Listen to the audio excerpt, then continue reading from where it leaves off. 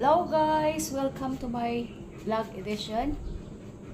Ayan, kararating laming ni Ritter. Si Ritter ay pumasok na dyan sa ilalim. Dito sa ilalim nitong car nito. 7 o'clock na kasi kami nang start mag-walking. Kaya medyo mainit na. Sila madam kasi umalis ano na quarter to 7 na. Kaya nakapag-ayos ay ano na Ayan ako si Ritz. Nauuhaw. Kaya nakapag-ayos kami 7 o'clock na. Ayan yan na Ritter. May inom ng tubig.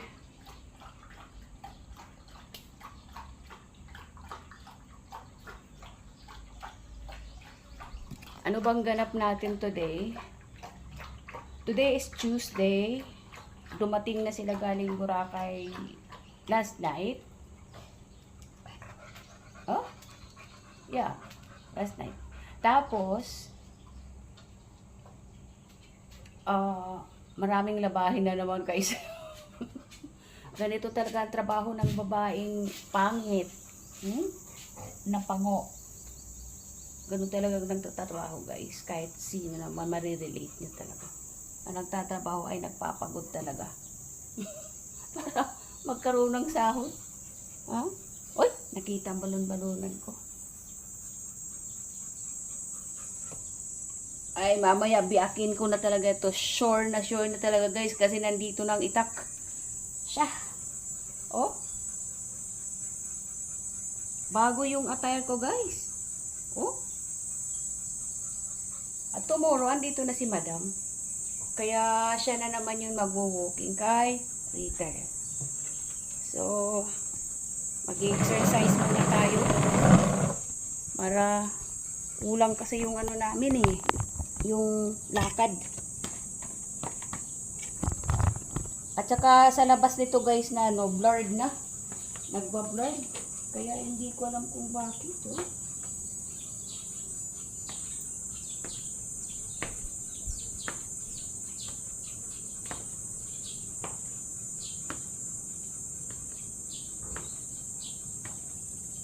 Wala na talaga akong tiyan.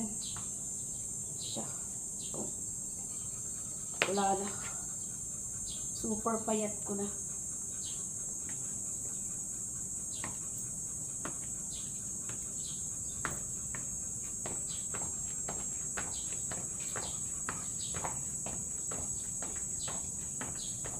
Kaya mo nagbablurred na naman. Ay nako. Nagbablurred na naman siya guys. Sa ulit na lang natin ito.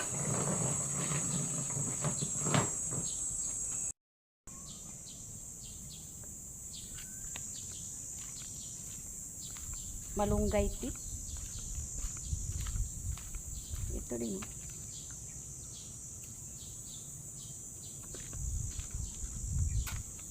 Nalagay sa pagluto. Ang tatay ko naglalagay nito lagi sa gulay na ginataang langka. Grabe. Lakas ng amoy.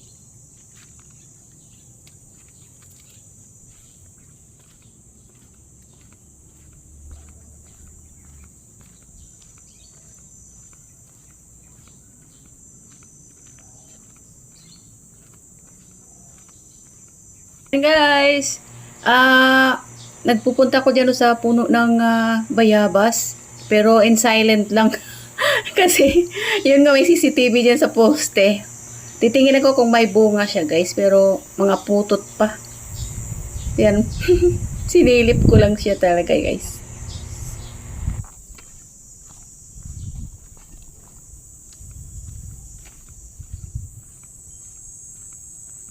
May araw na guys, araw. Magkakape na lang kami ni Ritz.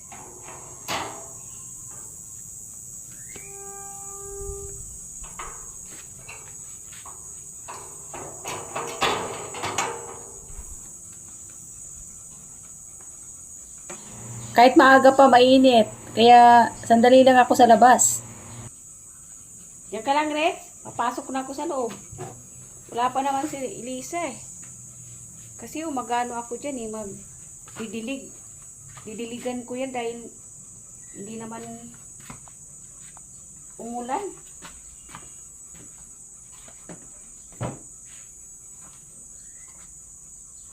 Papalit ng slippers.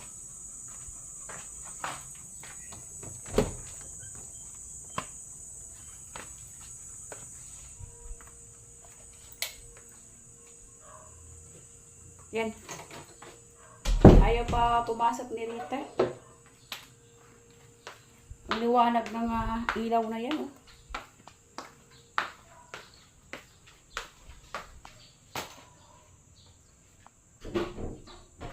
Oh. Pupunasan pa ikaw, Rex. Pupunasan ka pa kasi marami kang ano. Punas pa, punas. Kasi nag-apak-apak ito sa ano eh. Halika, halika, halika. Dito. Nag-apak-apak kasi ito sa madumi. Dito, dito, dito. Okay, yan. May kukuha tayo ng video. Para may pambili tayo ng tinapay. Diba? Yan guys, kasi ang dumi-dumi ng paa. Saan kaya ito galing? Saan ka galing, Rich? Saan galing kaya ito?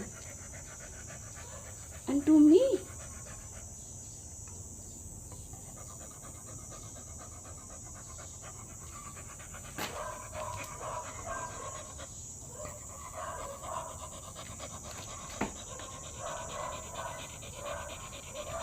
Yan.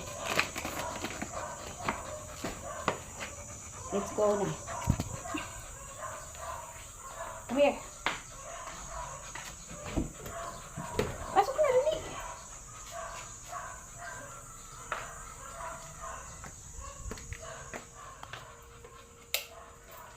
Ayun. Pumasok na. Nakita na lang yung puwet. Ayan, ayan, nagpakita.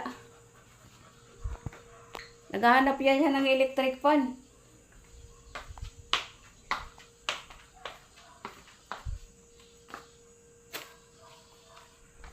Okay, okay, okay. Open natin. Sandali, open natin ang ano, ang electric fan mo. Ay, dito meron. Halika. Ito.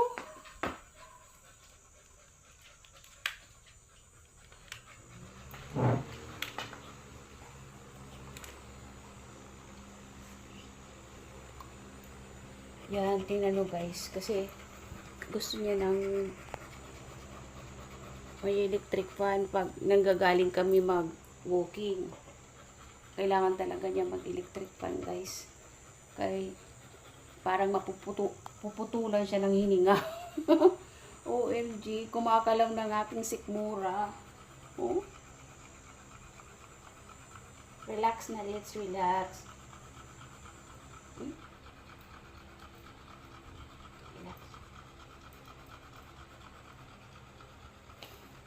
Yan ka lang.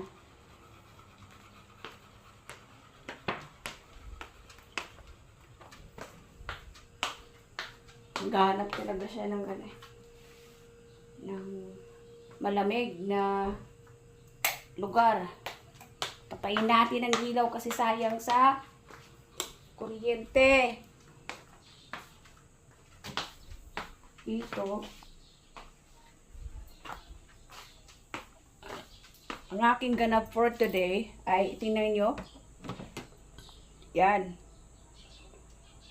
Galing yan sa Boracay guys. At yan, yung nasa loob pa. At ito, sapatos pa.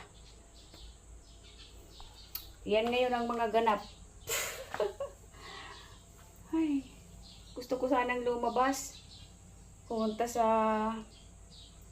doon. May mahalaga lang, may importante lang kung gagawin dapat. Titingnan ko kung makalusot ako. Iniwanan ng electric fan. Siya, balik doon. Balik. Magagalit si Mami Toots. Lagot ikaw. Ha? Magagalit ang Mami Toots ni Ritter. Si Madam. Sayang ang kuryente. Mag-prepare na rin ako ng ano. Kumakalam na rin yung aking sikmura, guys. Ayan, guys. Mayroon ako dito ulam para sa breakfast. Ayan. Egg. Papalaman ko sana yan sa tinapay. Siya kay bossing. Kaso lang, ibang tinapay yung gustong ipabao ni Madam. Kaya, kainin ko na lang ito. At saka yan, may maliit na isda. At mayroon ako ditong 2 kamatis. Mamaya na lang kukuha ng malunggay kasi kailangan makakain tayo guys ng gulay once a day. Dapat talaga kumakain tayo ng gulay once a day. Kasi kailangan ng katawan natin ng gulay. Hindi puro ano na lang, mga kung ano-anan dyan na hindi naman ikabubuti ng ating katawan, ng ating kalusugan guys. So kailangan talaga kumain tayo ng gulay, prutas, hindi pwedeng wala. At drink water ng marami habang ikaw ay nasa bahay. Hindi naman nasing marami, mga 8 glasses. Yan, 8 glasses guys. Ayan. Iyan yan sikreto ng walang gulay. Kasi balak ko talaga guys kumuha ng malunggay doon sa bakanting lote para makagawa ko ng sabaw na kahit wala siyang sahog, kung hindi kamatis lang at saka kunting patis, yung magkaroon lang siya ng lasa, hindi naman asing maalat. Yun lang.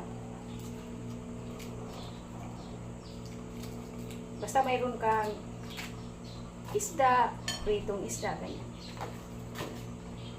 Okay na yun. At least nakakakain ka ng gulay. Hindi man bonggang gulay makakakain ka talaga. Si Rita nga nag-iintay ng mabigyan ko siya ng pagkain kasi ito ko kulang na kulang yung pagkain niya sa kanya. Kita naman niyo guys, tataba pa yan dapat. Yan, kung pakainin at pakainin talaga yan siya, tataba yan. Kaso 2 times a day yan siya kumain, tapos ganun lang kakrampot lang na dog food. Pero good yun para sa kanya dahil kung papakainin ng pagkain ng tao, masisira yung kanyang not intestine, kundi yung kanyang bato. Ano yan sa mga aso? Lalo may edad na siya. May edad na siya guys. Kaya mahirap siyang pakainin ng kahit na ano na lang. Kaya stricto talaga yun si doktor namin dito na huwag pakainin ng pagkain ng tao. Kung maaari lang, maliit lang. Yan kasi makalasa lang ba siya guys. So ngayon may kanin ako dito kasi kagabi hindi naman sila kumain ng dumating galing Boracay guys. Yan mo.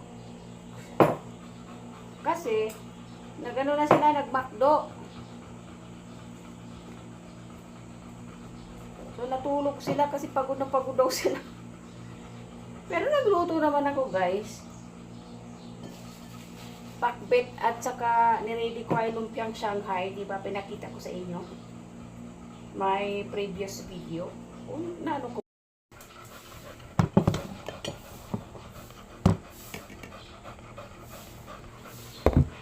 Buti pa dito guys, maliwanag.